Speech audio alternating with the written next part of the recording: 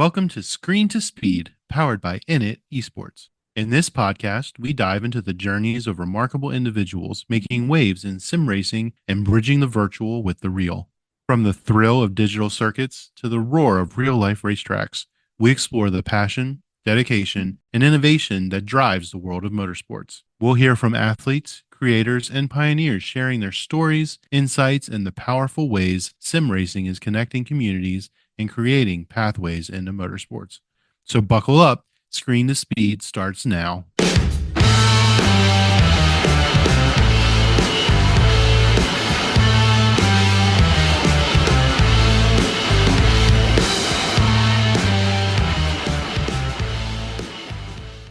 Hi everyone, welcome to Init Talks. Happy to see everybody here. We got wonderful Megan Meyer tonight with us. She's a two-time NHRA world champion. Welcome, Megan. Thank you so much for taking your time and being with us today. Yeah, thank you for having me on. I'm excited to be here. Yeah, so let's start. You literally just grow up as a drag racer, yeah, from your childhood. So tell me about your earliest memories and how you actually get and all these things started for you. Yeah, so I was born into it since day one. My dad was racing, and he got started when he was a kid with his oldest brother. So, and I have a little sister, so we're second generation drag racers. And yeah, like I just instantly loved it. You know, grew up at the racetrack watching my dad drive. My sister and I would help him work on the cars whenever he needed help. You know, the race shop was just our garage. So, you know, we'd spend nights and weekends out there working. And then when I was 10 years old, we got a junior dragster, which is what the kids can race. And my sister got one as well.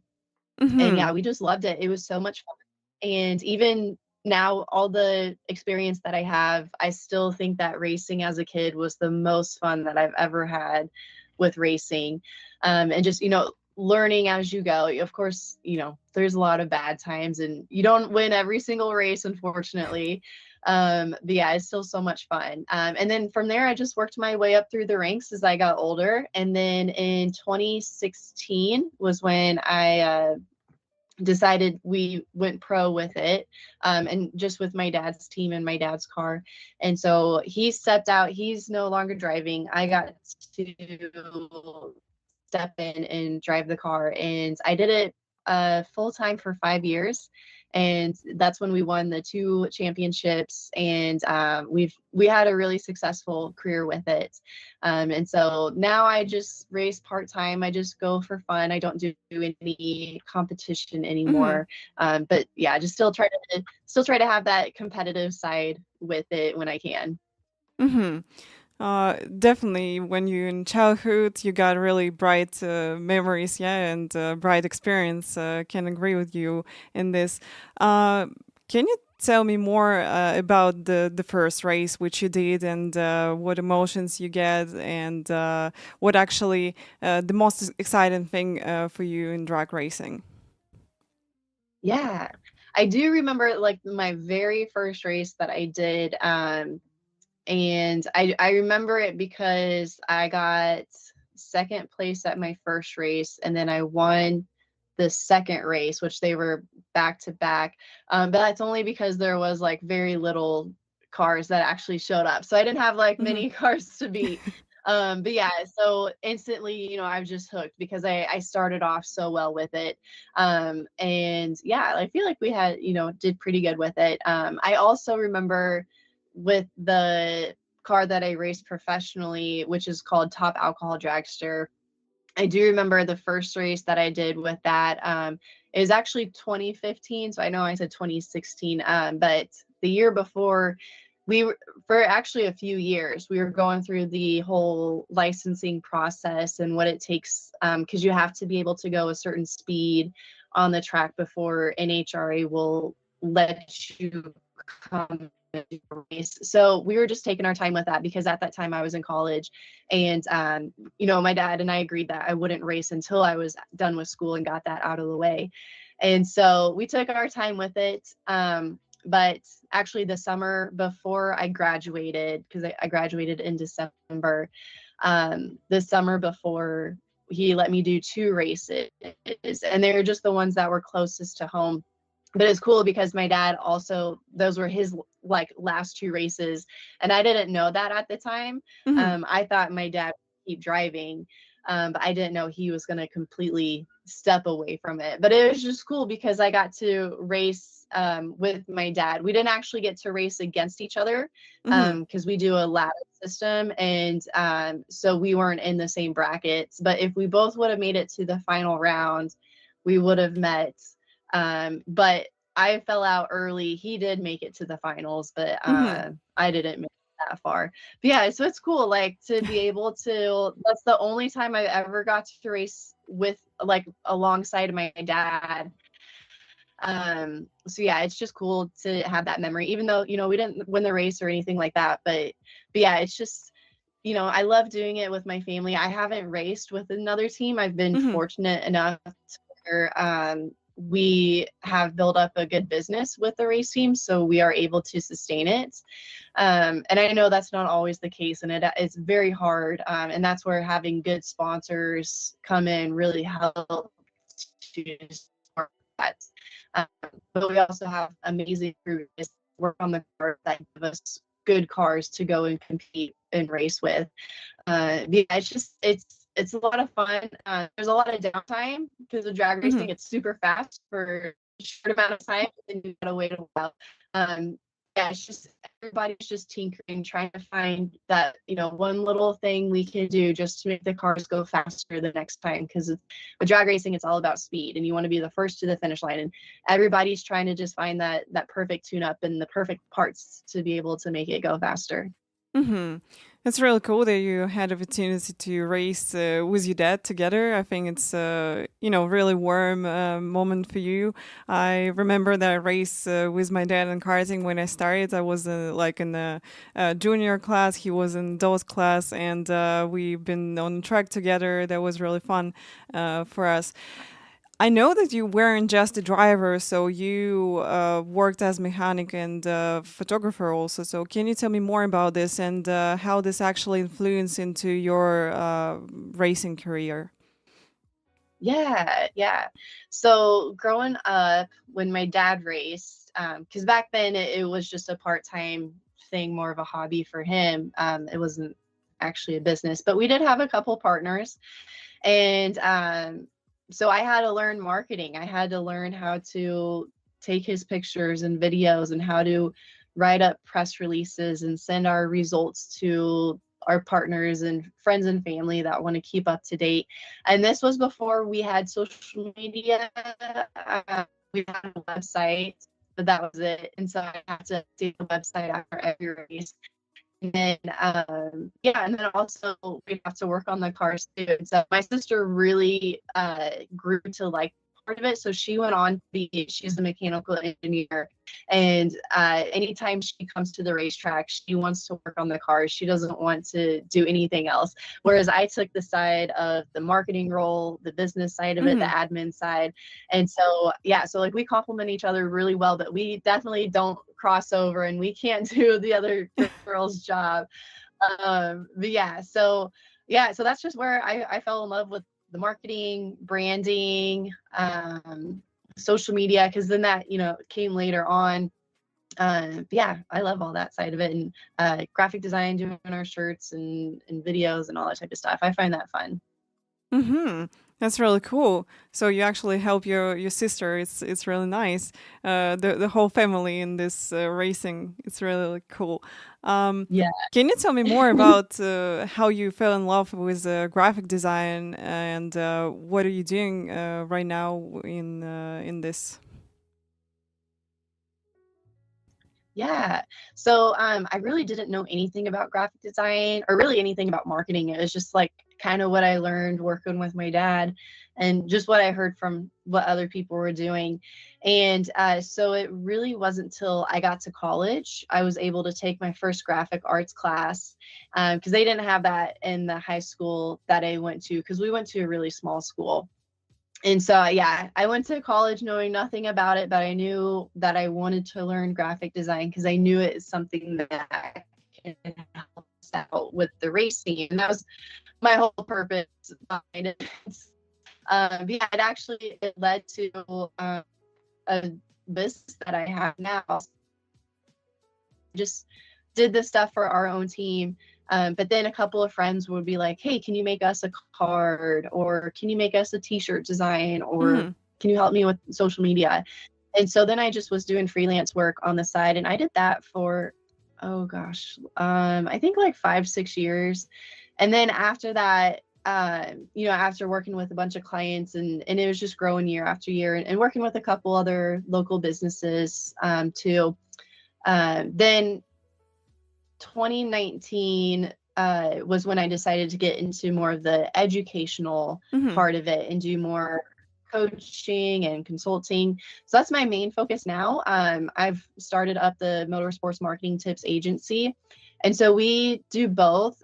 We focus on the graphic design, the marketing needs, anything that a driver or a race team needs to help promote their brand or build their brand. I want to offer all those services, but then also if they need help with social media management or help with their content, or if they need help and advice with how to get sponsors, we also offer that side as well. So my dream one day is to have a company where it can just be a one-stop shop where any type of racer can come and we can help them with anything that they need.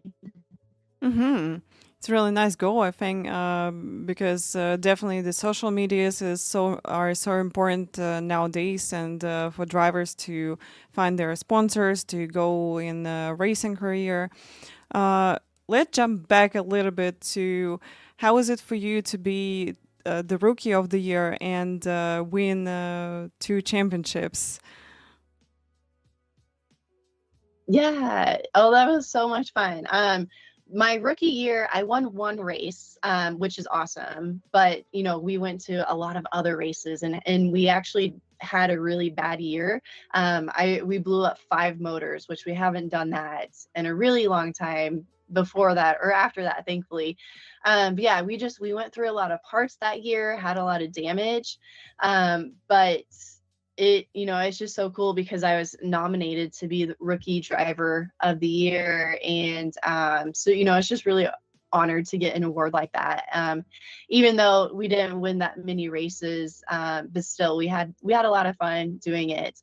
And then like fast forward a few years, winning the championship. It's cool to look back and see how much you've grown and changed over the years, even though we're always just like go go go, and we're doing the same thing every single weekend. But you learn, you get faster at some things, you get more efficient. And then like just as a driver, like just learning. I like to think of it like just just like putting walls up and not trying to let emotions get to you, not trying to let another competitor try to mess me up, like just get in the zone Hmm. and to do my job and do the exact same thing every single time. Because when the driver's consistent, the tuner and the crew can make changes on the car and the motor Hmm. and the tune up to work around the driver.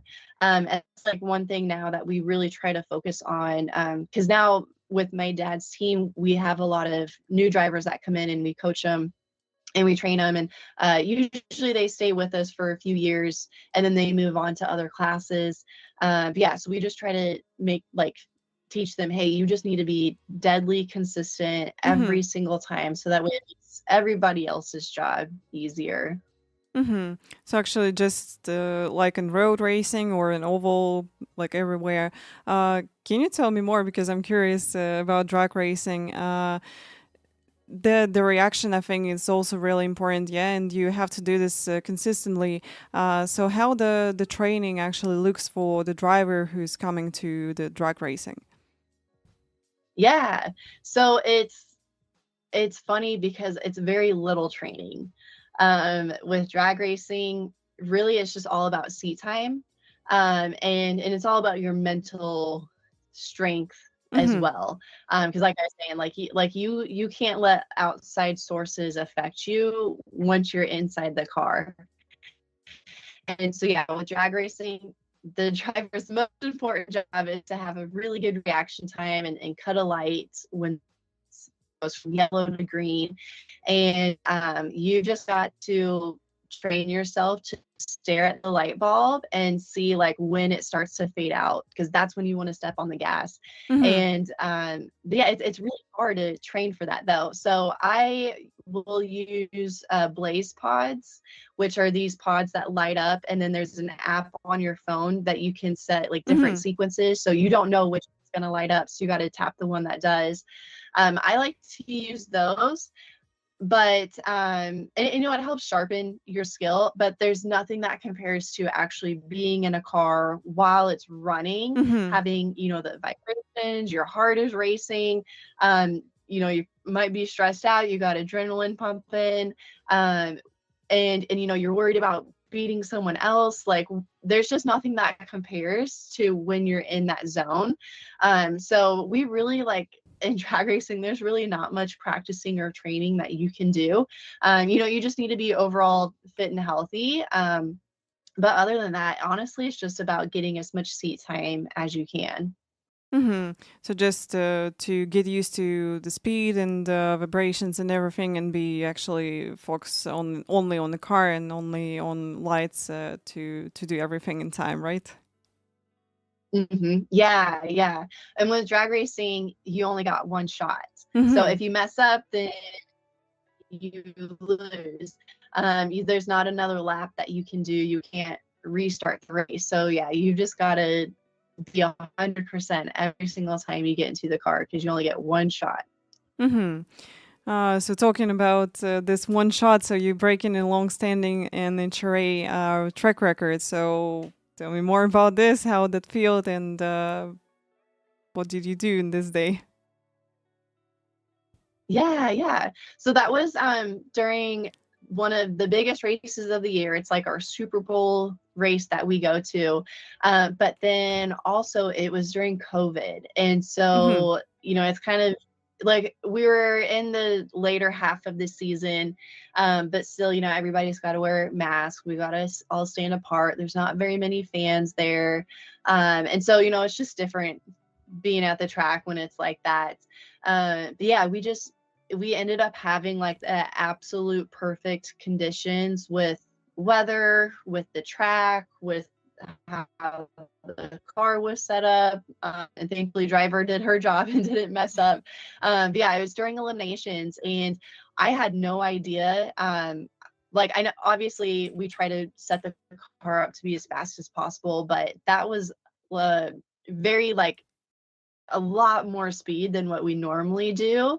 And so I just didn't see it coming. And honestly, I didn't know exactly how fast we went until I was able to get off the track. Um, and then what we do is they have time slips that are printed. And so the Mm-hmm. guys, whenever the crew guys come from the starting line to where we're at the very end of the track, they pick up that time slip and bring it to the driver at the end. So I have to just sit there and wait. I don't know what my time was. Like I know I won because I can see the win lights, but I don't know how fast I went or Mm-hmm. anything of the details of the race. And also, it was very late out. So a lot of the track staff had already left and gone home.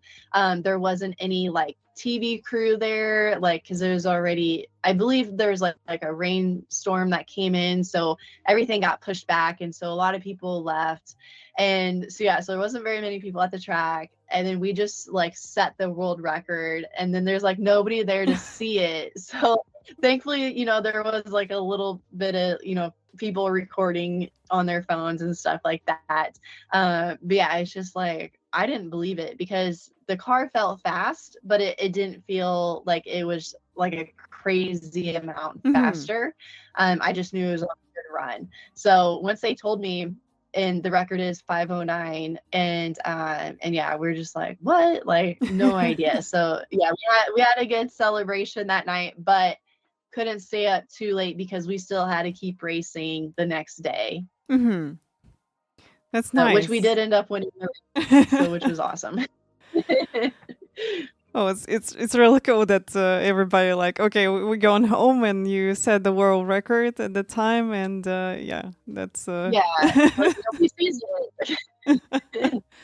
all right. Yeah. And I think after this, so you won two championships, and you decided to step away from racing and focus on marriage and motherhood. Um, how was it to make this decision for you? Was it hard to like stop racing and do different thing for you? Yeah. It honestly was not a hard decision, which I know kind of shocks people. But I was just getting burnt out on all the traveling, media, sponsor stuff, all this stuff. It just takes a toll on you when you're doing it Mm-hmm. just nonstop. And this was 5 years in with my professional career, but total it was like um, I think it was like 15, maybe more years that I had been racing nonstop. And so I was ready for a break. And then, yeah, like trying to have a serious relationship at home when you're gone all the time is really hard, trying to date long distance. And so I knew, you know, for the sake of our relationship that I needed to be home. I needed to Mm-hmm. step away from racing.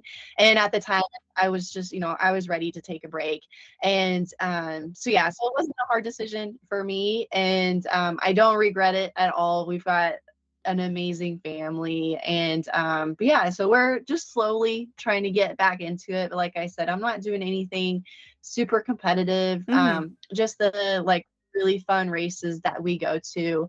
The guys let me hop back in the car when I can. Yeah, it's really nice that you decided to change your focus and you actually take it easy.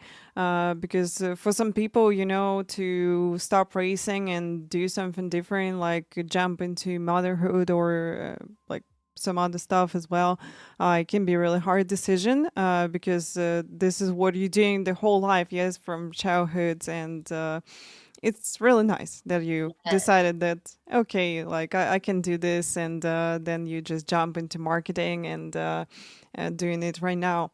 um, so can you tell me, Yeah. as we're talking about the marketing, what the biggest mistakes which you see drivers doing to not reach their sponsors and teams as well, so what they actually can make better to bring those important sponsors into their careers. Yeah. Well, there's a lot, but really it's all about your strategy. And so most racers think that they can offer, hey, most companies just want the exposure and the advertisement, and that's really not the case anymore. Um, Advertising is really cheap right now, and so if a company wants an advertisement, well, they could go and get it themselves somewhere, whether Hmm. that's on, social media or traditional or TV or streaming or anything like that. There's a lot of different avenues, and it's pretty cheap. So back in the day that was the case, but that's really not the case right now. And so the advertising part of it has really decreased in value. But what's more important is the relationships that you build, Hmm. networking, being able to actually be an extension of a company's marketing department and not just advertise for them. So trying to sell their products, going to events that they don't normally go to, try to sample products, anything like that. And the biggest challenge that I see with racers is that they're struggling with that, but then also they're not reaching out to the right companies either. Hmm. Sometimes it's, hey, you see this company sponsor another racer and you think, oh well, they've got money to sponsor them, they should have money to sponsor me. But you don't know exactly why they sponsored that racer. You might think, Hmm. oh, they just wanted the advertising, or maybe it's just a friend or something like that. But some something deeper, and there might actually be a business deal going on there as well. So, there's not a company's going to be the perfect fit for every racer that's out there. So you need to find the ones that are the perfect fit for you. And actually, I'm going to be hosting a free event where I'm going to teach racers about this.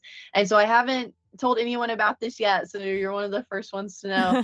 But yeah, it's a prospecting challenge that I'm going to host, and I'll work with you. It's a 5-day-long event, just virtually, and so we'll meet every day just for a couple minutes, and I'll help work with the racers and show them exactly, hey, these are the steps that you should follow to find those right companies first, because it's a lot easier when you find maybe 10, 20, 30 companies that would be a really good fit versus trying to reach out to 100 companies that they're never going to get back to you, right?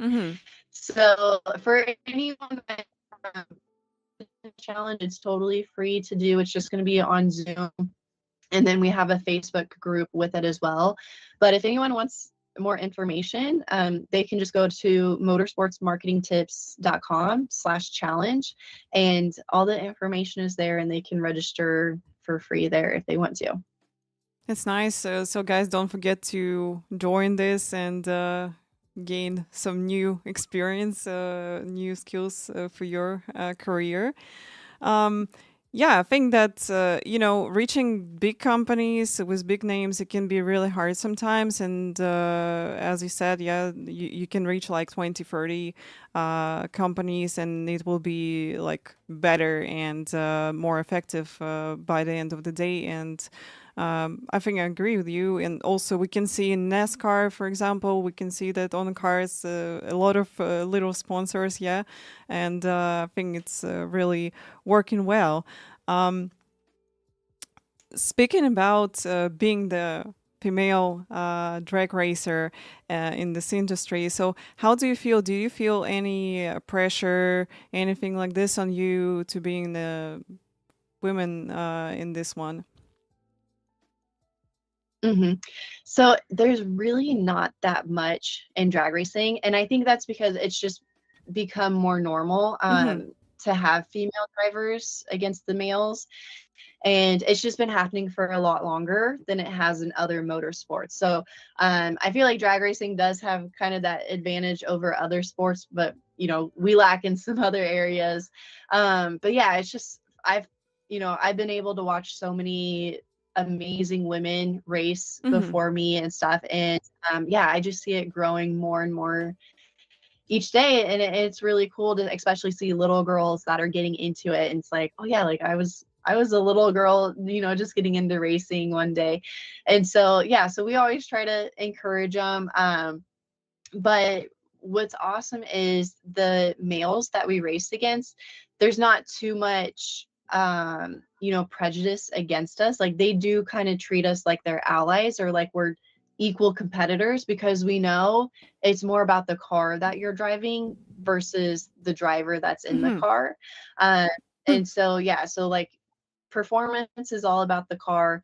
The driver, of course, has to do their job and get a good reaction time, but other than that, like, the car's doing all the work. So yeah, so I feel like there's not too much, we're not treated very differently, whereas like I know in other motorsports that's not the case. And so yeah, I feel like with drag racing, we're just kind of have had that for a longer time to be able to get to where we are now.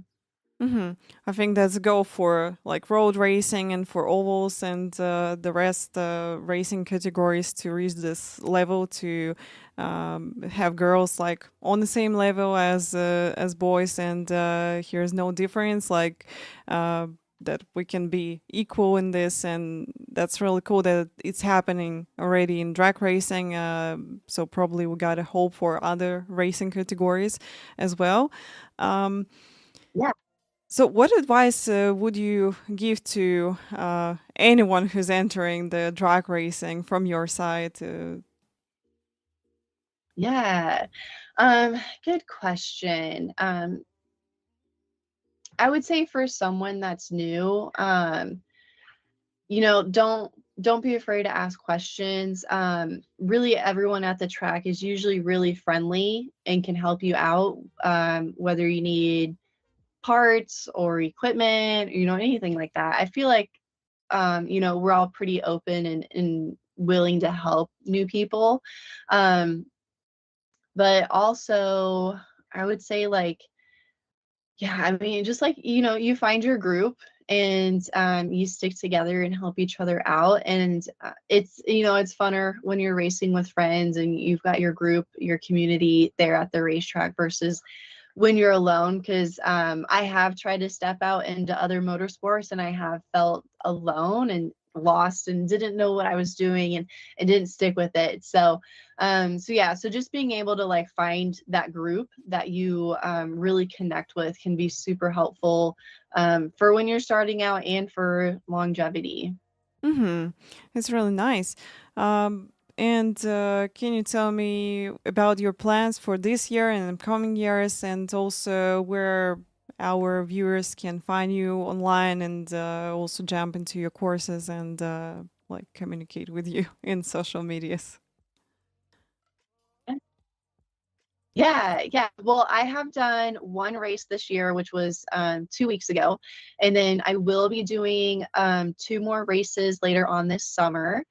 So very excited for that. And then my little sister is going to come and compete with me, which she has had a few years off because she's also pursued marriage and motherhood. Uh-huh. And so this will be her first time coming back in a few years. So excited to have her back, but also it's funny, like she's my favorite person to race against because we do a lot of mind games and like we're always trying to mess each other up as much as we can. And so it makes it like fun and competitive, Mhm. even though and then it's like someone loses at the end of the day and then it's like they're all pissy and then you got to deal with that. But yeah, so it's fun.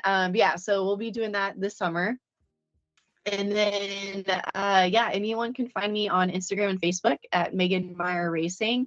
And then you can go to Motorsports Marketing Tips is also on Instagram and Facebook. And I try to do as much as I can there, just giving out free advice, whether it's about social media or marketing or sponsorships. So you can check out the videos and posts that I have there. And then on my website, I have a blog. We also have templates and courses there. So yeah, so just depending on where you need help with, hopefully we have something that could help out the racers. Mm-hmm. Awesome, amazing. Thank you so much, Megan, for being with us. You're absolutely amazing. I wish you good luck in your marketing way and to help other drivers to grow in the drag racing. Thank you so much. Yeah, thank you so much for having me. It's been great. Really appreciate it. Yeah, guys, thank you so much for watching. We'll see you next time. Thank you. Bye bye.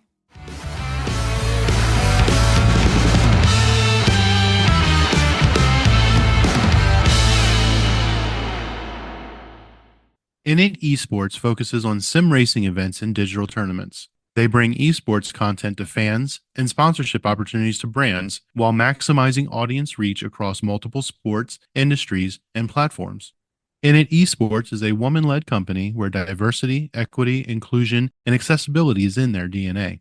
And their platform aims to combat bullying and cheating to help make the esports world as safe and fair as possible. To learn more, be sure to log on to www.initesports.gg or follow them on social media at Init Esports. Join their Discord, check out their YouTube channel, or follow their live content via Twitch. This episode has been brought to you by Grand Touring Motorsports as part of our Motoring Podcast Network. For more episodes like this, tune in each week for more exciting and educational content from organizations like the Exotic Car Marketplace, the Motoring Historian, Break Fix, and many others. If you'd like to support Grand Touring Motorsports and the Motoring Podcast Network, sign up for one of our many sponsorship tiers at www.patreon.com/GT Motorsports. Please note that the content, opinions, and materials presented and expressed in this episode are those of its creator, and this episode has been published with their consent. If you have any inquiries about this program, please contact the creators of this episode via email or social media as mentioned in the episode.